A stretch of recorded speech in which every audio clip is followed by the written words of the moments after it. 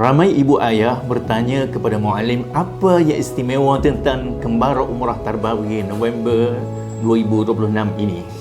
Assalamualaikum warahmatullahi wabarakatuh. Saya Muallim Saudi daripada Sri Al-Amin Nilai. Antara perkara yang beri keyakinan kepada Muallim ialah urusan perjalanan yang telah disusun dengan lengkap. Peserta akan menggunakan penerbangan Qatar Airways, mendapat visa umrah rasmi dibimbing oleh muhtawis berpengalaman serta mengikut ziarah di Mekah dan Madinah.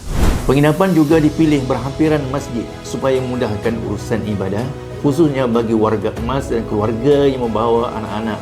Makan minum turut disediakan sepanjang program, jadi ibu ayah tidak perlu risau tentang urusan harian ketika berada di tanah suci. Apa yang lebih penting, kita bukan sekadar pergi mengejaga umrah, tetapi kita mengikuti program yang membawa peserta lebih memahami sirah Rasulullah SAW dan menghayati mesej Al-Quran. Dan setiap penyertaan warga Al-Amin Nilai juga akan memberi manfaat kepada sekolah melalui sumbangan khas yang disalurkan. Muallim mengajak ibu ayah, guru-guru dan seluruh keluarga besar Al-Amin untuk bersama-sama merebut peluang ini.